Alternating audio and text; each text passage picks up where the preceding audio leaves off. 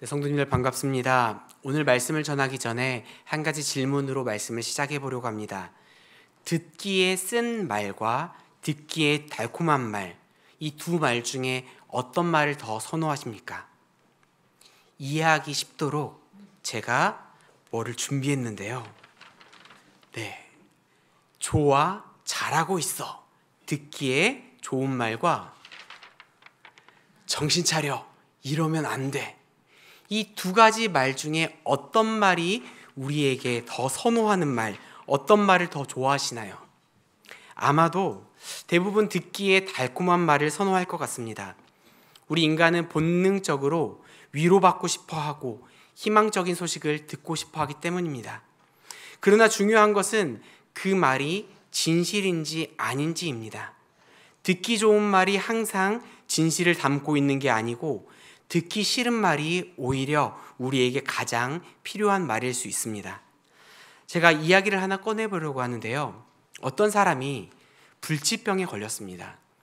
의사가 최신식 기계로 검사를 정밀하게 진료하고 진단해 보았는데 이 사람이 앞으로 1년밖에 살지 못한다는 것을 알게 되었습니다. 시한부 인생이 된 거죠. 안타까운 일입니다. 여기서 하나 더 다시 질문을 드려보겠습니다. 의사는 이 사실을 환자에게 그대로 알려줘야 될까요? 아니면 보호자에게만 조용히 말하고 환자에게는 점점 나아지고 있습니다, 괜찮아지고 있어요 라고 거짓으로 말해줘야 될까요? 정해진 답은 없을 것 같습니다. 어떤 사람은 환자가 희망을 가질 수 있도록 긍정적인 말을 해주는 게 좋다라고 생각할 것입니다. 플라시보 효과나 피그말리온 효과처럼 의사의 말 때문에 자기가 낫고 있다라고 믿는 그런 긍정적인 믿음이 실제로 몸에 좋은 영향을 미칠 수 있기 때문입니다. 이러한 효과를 기대해 본다면, 좋은 결과를 기대해 본다면 의사가 수명이 얼마 남지 않는 그 사람에게 괜찮다고, 괜찮아지고 있다라고 말해주는 것도 나쁘지 않아 보입니다. 혹시라도 그 말 때문에 더 나은 좋은 결과, 병세가 호전될 수 있는 가능성도 있기 때문입니다. 하지만 그 사람에게 남겨져 있는 그 시간을 유용하게 잘 보낼 수 있도록 정확한 사실을 알려주는 것이 더 유익할 수 있습니다. 그 남겨진 시간을 가치 있게 보내고 자기 인생을 정리하거나 사랑하는 사람과 작별할 수 있는 시간을 보낼 수 있도록 말이죠. 두 가지 다 가능하겠지만 정말 그 사람을 위한다면 현실을 직시할 수 있도록 해주는 것이 필요할 것으로 보입니다. 의사는 내가 듣기 좋아하는 말을 해주는 사람이 아니라 내 병에 대해서 말해주고 그 치료 방법을 알려주는 사람이니까요. 아프지 않도록 마취제나 진통제만 주는 사람이 아니라 아프더라도 낫도록 도와주는 사람이 바로 의사이기 때문입니다. 이처럼 우리는 종종 듣기에 불편한 진실과 듣기 좋은 거짓 중 하나를 선택해야 되는 상황에 놓이기도 합니다. 성경에서도 이와 비슷한 상황이 나오는데요. 오늘 본문에는 대조되는 두 부류의 사람이 나옵니다. 한 부류는 하나님의 말씀대로 행동하는 예레미야고 다른 한 부류는 예언하는 선지자들입니다. 이들의 모습을 우리가 보면서 우리에게 정말 필요한 것이 진통제, 마취약과 같은 현실 회피인지 아프더라도 찢고 꿰매는 수술인지 그런 현실 직시인지 우리가 잘 분별하는 은혜의 시간이 되기를 소망합니다. 오늘 본문 말씀은 시드기야 왕의 통치를 배경으로 두고 있습니다. 이때는 남유다가 바벨론의 통치를 받고 있던 시기였는데 바벨론이 안정되지 못하는, 단단히 서 있지 못하고 다른 나라와의 분쟁 가운데 불안하게 힘이 약해져가고 있는 그런 시기였습니다. 그래서 주변에 있는 이웃 나라들은 국제의 정세를 보다가 바벨론으로부터 벗어나려고 반역하려고 꾸미고 있었습니다. 예루살렘에서도 반역을 위해 모이는 사람들이 있었는데요. 예레미야 27장 오늘 본문 말씀에서는 남유다 말기 긴박한 정치 역사적 상황 가운데 기록된 말씀이 나오고 있습니다. 당시 시드기야는 느부갓네살 그 바벨론 왕에 의해서 세워진 꼭두각시 왕이었습니다. 바벨론이 유다를 완전히 멸망시키지 않고 자기의 뜻대로 자기의 방법대로 하기 위해서 일정한 그런 자치권은 주었지만 자기의 원하는 대로 이끌어갈 수 있는 꼭두각시 왕을 세웠던 것이죠. 하지만 유다의 백성들은 이것을 수치로 여겼습니다. 우리는 하나님의 백성인데 왜 이방 나라의 속국으로 우리가 살아가야 되나, 이런 불만과 좌절감이 그들의 마음 가운데 팽배해져 있었습니다. 이런 분위기 속에서 아까 말한 것처럼 주변 국가와의 그 반바벨론 연합, 이 시도가 일어날 수밖에 없었습니다. 시드기야 역시 그 움직임에 같이 응답하려고 동조하려고 했고요. 그런데 이때 거짓 선지자들이 이런 상황 가운데 기름을 붓는 것 같은 그런 발언들을 하게 됩니다. 민심을 흔듭니다. 바벨론은 곧 멸망할 것이다. 우리는 곧 속히 회복될 것이다. 우리가 빼앗겨 갔던 성전 기구들도 다시금 돌아올 것이다. 이런 이야기를 말하는데요. 이런 이야기들은 마치 독립운동가들이 외치는 그 소리처럼 애국적인 외침으로 들렸을 것입니다. 하지만 하나님의 뜻은 달랐습니다. 하나님은 바벨론을 단지 침략자가 아니라 하나님의 공의와 징계의 도구로 사용하셨기 때문입니다. 예레미야는 이것을 알았기 때문에 등에 멍에를 메고 하나님의 명령대로 멍에를 메고 다니면서 외쳤습니다. 바벨론의 멍에를 메십시오. 그것만이 당신들이 살 길입니다. 예레미야는 결코 친바벨론주의자가 아니었습니다. 그는 철저히 하나님 편에 서 있던 사람이었습니다. 그것이 당장은 사람들의 그런 많은 사람들이 동조하고 있는 민족 감정이나 대중의 그런 바람과는 맞지 않았다 하더라도 그는 하나님의 말씀을 외쳤습니다. 하지만 백성들은 자신들이 하나님의 그런 선택받은 백성이기 때문에 우리는 벌받지 않을 것이다, 멸망하지 않을 것이다 라는 착각 속에 빠져 있었습니다. 하나님께서 바벨론을 통해 징계한다라는 그 사실을 받아들이지 않으려고 했고 오히려 듣기 좋은 거짓 예언에 귀를 기울였습니다. 이렇게 하나님의 진짜 말씀은 거부되고 거짓 단어들, 그 거짓 선지자들의 그 예언이 복음처럼 포장되어서 많은 백성들에게 퍼지고 있었던 것입니다. 이때 예언하는 선지자들은 14절의 말씀처럼 바벨론 왕을 섬기지 않을 것이다, 섬기게 되지 않을 것이다 라고 말합니다. 이것은 예측, 예언이기도 하지만 섬기지 말라라는 그런 충고로 읽힐 수도 있는데요. 바벨론은 결국 멸망할 것이고 그 결과 16절 말씀처럼 바벨론에서 가져갔던 성전의 모든 기구들이 속히 돌아올 것이다 라고 외치고 있는 것입니다. 이 소식은 백성들의 입장에서는 굉장히 희망적인 기쁜 소식이었습니다. 모두가 바라는 복된 소식, 복음이라고 할 수 있을 것입니다. 예를 들어보면 조금 맞지는 않지만 3.1운동 당시에 모든 사람들이 신뢰할 만한 어떤 사람이 이제 일본은 물러갈 것이고 일본이 빼앗아갔던 우리의 모든 것들이 속히 돌아올 것입니다. 이제 광복이 찾아올 것입니다 라고 확신에 찬 예언을 했더라면 그것을 믿고 있던 사람들, 그것을 바라고 있던 사람들의 입장에서는 얼마나 큰 기쁨이었겠습니까? 정말 달콤하고 정말 듣고 싶었던 이야기였을 것입니다. 그런데 이런 사람들의 마음과 그 사람들의 바람과는 정말 다른, 초를 치는 것 같은 듣기 싫은 쓴 말씀이 있었습니다. 바로 하나님의 말씀이었는데요. 하나님의 말씀은 이렇습니다. 바벨론 왕을 섬기지 않을 것이다. 성전 기구들이 속히 돌아올 것이다 라고 말하는 저 선지자들의 예언은 다 가짜다. 나는 그들을 보내지 않았다. 그들이 하나님의 이름으로 예언했다고 하는 그 모든 이야기도 다 가짜다. 그들의 거짓 예언을 듣지 말아라. 듣는 너희와 거짓 예언자들을 내가 몰아낼 것이다. 이렇게 말하시는 것입니다. 이렇게 듣고 싶은 말을 듣고 있는 그 사람들과 거짓말을 하는 저자들은 모두 다 멸망할 것이다 라고 하나님이 말하시는 것입니다. 여기에서 말씀이 끝나는 것이 아닙니다. 17절 말씀 우리 한번 읽어보도록 하겠습니다. 17절 말씀 같이 읽겠습니다. 너희는 그들의 말을 듣지 말고 바벨론의 왕을 섬기라. 그리하면 살리라. 어찌하여 이 성을 황무지가 되게 하려느냐. 아멘.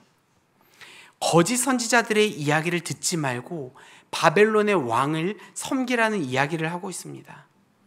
아니, 바벨론 왕을 섬기라니요. 일제강점기 같았으면 일본을 섬기고 일본 왕에게 절하고 그를 섬기라라는 말과 다름없는 말입니다. 얼마나 충격적인 이야기입니까? 하나님의 선지자라고 말하는 예레미야가 하나님의 말씀이라고 하는 그 말씀이 너무나 우리의 마음과는 결이 다른 이야기인 거예요. 친일파적인 이야기고 권력에 아부하는 앞잡이와 같은, 스파이와 같은 이야기로 들렸을 것입니다.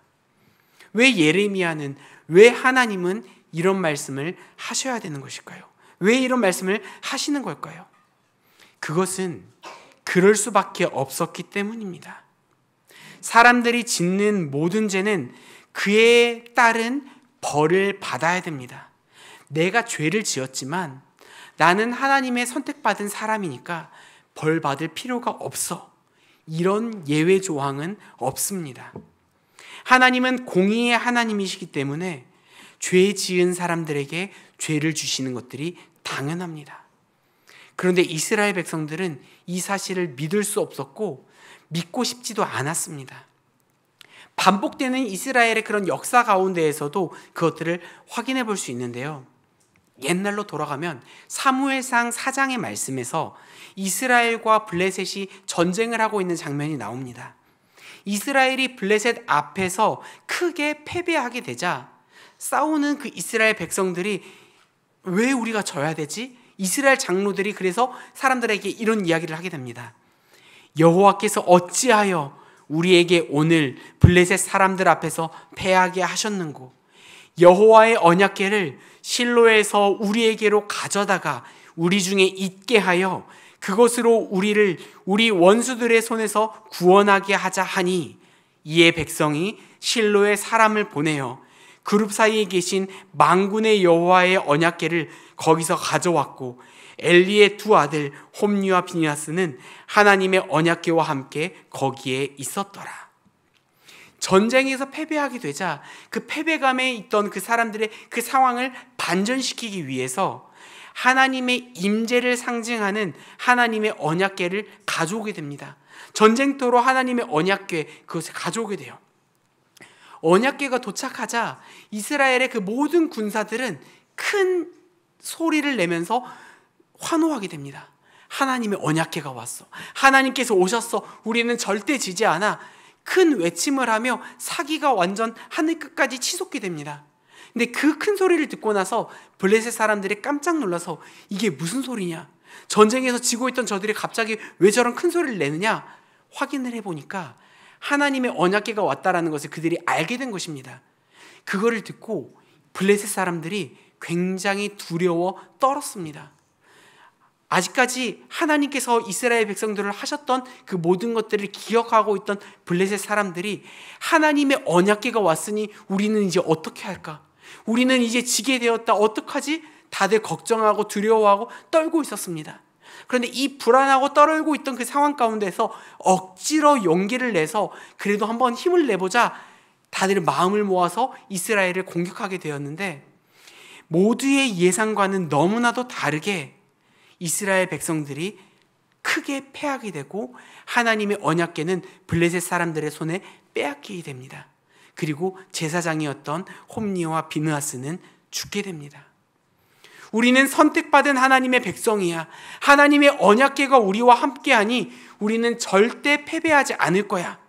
이게 모두 다 헛소리가 되어버렸습니다. 하나님은 공의의 하나님이십니다. 분명 사랑의 하나님이시기도 하지만 죄를 미워하는 공의의 하나님이십니다. 매일 단 것만 먹다가 이가 왕창 썩어버린 아이가 있다라고 생각을 해봅시다. 그 아이가 매일매일 단 것을 먹은 것은 죄와 같다라고 한번 생각해 볼까요?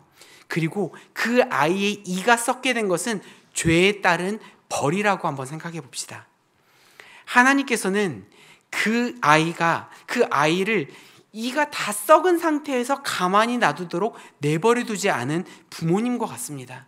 그냥 이 썩은 상태에서 있으면은 고통 가운데서 계속 있고 힘들어하고 있다가 결국 이도 뽑게 될 것이고 나중엔 잇몸까지 망가지게 되어서 뭐 임플란트도 뭐 틀니도 아무런 방법도 치료하지 못하게 굉장히 큰 어려움을 겪게 될 것입니다. 근데 부모님이신 하나님은 그 아이가 그렇게 이가 계속 썩은 상태로 내버려 두지 않으시고 죄의 벌 때문에 살고 있는 사람들을 위해서 치과에 가서 치료를 받게 해주십니다. 치과, 우리 성도님들도 잘 아시겠지만 무서운 곳이죠. 우리 아이들 특히 싫어하고 질색하는 곳입니다. 치과에서 이제 갔을 때 거기서 나는 그 냄새, 특유의 냄새만 맡아도 굉장히 싫어하고 거기서 들려오는 윙 하는 소리, 무언가를 갉아버리는 것 같은 그 소리만 들려도 아이들이 몸부림치고 너무나 무서워합니다. 저희 아이가 한번 치료받아야 될 게 있어가지고 어렸을 때 데려갔었는데요. 그 요즘에는 이렇게 마스크 같은 걸 써서 마취시키는 게 있다라고 하더라고요. 애들이 조용히 아무런 통증도 느끼지 않도록 해주는 게 있었는데 이거를 해도 울고 난리를 치니까 아무런 소용이 없는 것입니다. 애는 아직 뭔가 진행되지도 않았지만 치과라는 곳에 갔다라는 것 자체가 이 아이의 마음을 너무나 불안하게 만들어서 굉장히 공포스러운 곳으로만 기억하고 있더라고요. 그런데 이 썩은 아이가 그 무서운 치과에서 고통스러운 치료를 받는 게 무섭다고 싫다고 끝까지 치과에 가지 않는다면 어떻게 되겠습니까? 아까 말한 것처럼 더 이상 고칠 수 없을 정도로, 더 이상 치료받을 수 없을 정도로 완전히 망가지게 될 것입니다. 이스라엘 백성에게 있어서 바벨론은 치과와도 같은 곳입니다. 무섭고 고통스러운 곳입니다. 떠나고 싶고 내가 왜 여기 있어야 하나 싶은 곳입니다.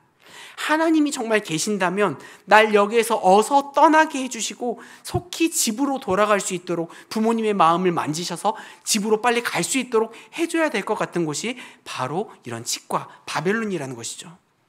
하지만 하나님의 뜻은 아이의 치아를 낫게 해주고 건강하게 해주려는 부모님과 같습니다.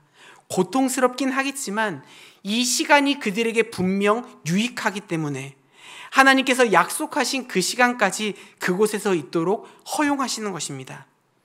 아이가 매일 단 것을 먹어서 이가 썩은 것처럼 이스라엘 백성들이 계속 죄를 반복해서 지어서 살았기 때문에 그 대가를 치러야 하지만 그래도 하나님은 함께 하심으로 바벨론 왕을 섬기며 그의 그늘 안에서 머물 수 있도록 도와주시는 것입니다.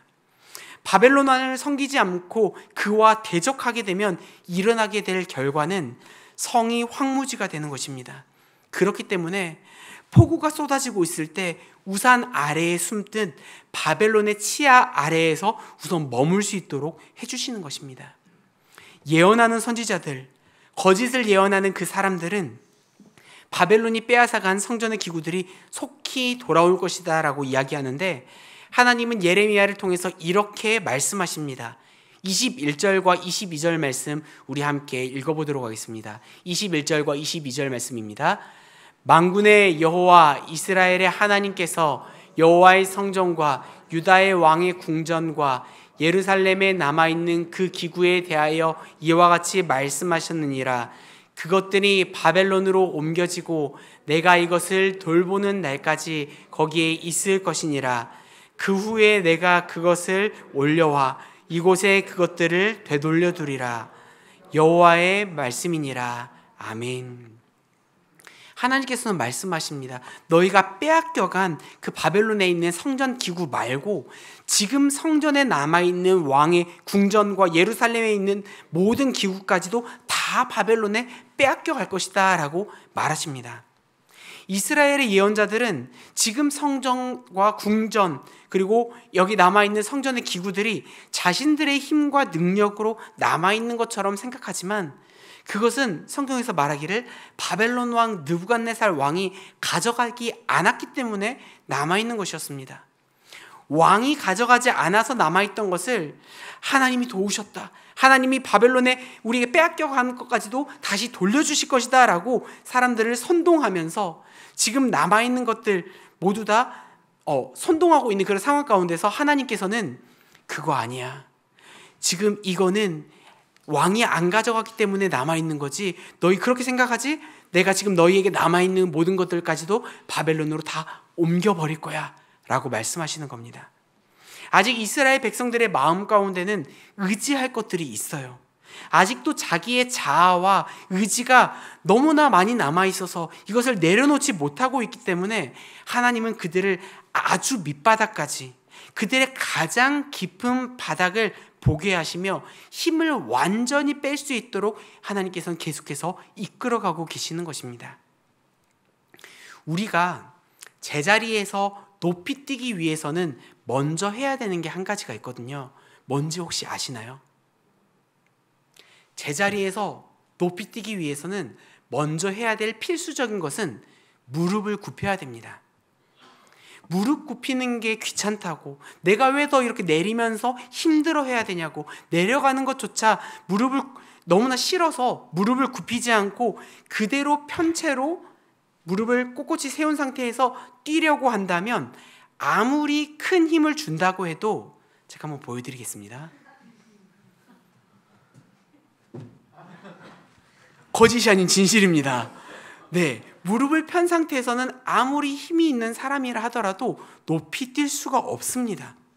하지만 높이 뛰기 위해서 무릎을 굽혀야 된다, 네 고집을 내려놓고 힘들더라도 귀찮더라도 내려야 한다라는 그 말씀에 순종해서 무릎을 굽히게 된다면 원래 목적한 것처럼 높이 뛸 수 있게 된다는 것이죠.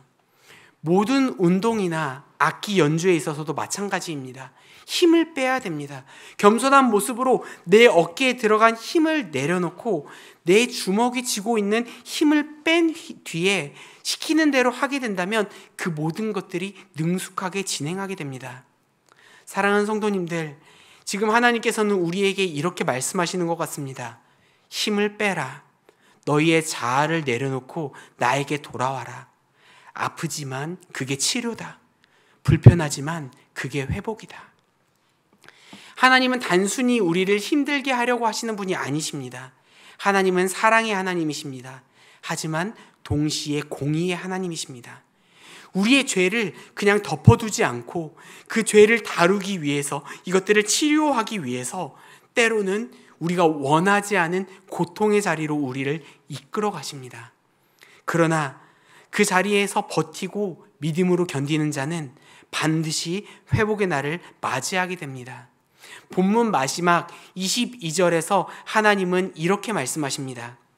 그것들이 바벨론으로 옮겨지고 내가 이것을 돌보는 날까지 거기에 있을 것이니라. 그 후에 내가 그것들을 올려와 이곳에 그것을 되돌려 두리라. 여호와의 말씀이니라. 하나님의 말씀을 그냥 생각 없이 보게 된다면, 하나님께서 그거를 빼앗아 가가지고 계속해서 바벨론에 두고 있다가 하나님이 원하시는 때면은 다시 되돌아오겠구나, 이렇게 생각할 수 있는데, 하나님께서 말씀하시는 걸 잘 보면 이런 단어가 있어요. 내가 돌보는 날까지. 하나님의 눈에는 우리가 떠난 적이 한 번도 없습니다.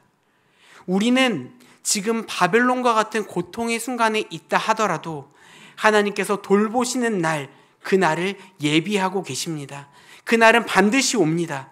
우리가 바벨론을 섬기는 것 같이 힘들어하는 지금 이 시간이 끝이 아니라 그 시간 이후에도 하나님은 계속해서 일하고 계십니다. 성도님들, 지금 우리의 삶이 혹시 괴로우신가요? 고통스러우신가요? 듣기 싫은 현실, 받아들이기 어려운 말씀 가운데 계신가요? 그렇다면 이것이 끝이 아니라는 것을 기억하셨으면 좋겠습니다. 이 아픔은 치유를 위한 것이고, 이 낮아짐은 하나님 앞에 더 높이 뛰기 위한 우리의 준비라는 것입니다. 거짓 위로 대신 진실한 말씀을 붙드십시오. 단기적인 편안함이 아니라 장기적인 회복을 선택하십시오. 하나님의 공의를 믿고 순종의 길을 따르십시오. 그리고 반드시 기억하셨으면 좋겠습니다. 하나님은 우리의 멍에를 알고 계시며 그분의 때에 반드시 그것을 벗기시고 우리를 본래 있어야 될 그 자리로, 회복의 자리로 다시 세워주시는 분이라는 것을요. 그러니 오늘 쓰지만 진짜 약이 되는 말씀을 선택하셨으면 좋겠습니다. 하나님이 말씀하신 현실을 직시하고 고통스럽지만 결국 생명을 살려주시는 그 하나님의 말씀을 붙드는 우리 모두가 되기를 이 말씀을 준비해 주신 예수님의 이름으로 축복합니다.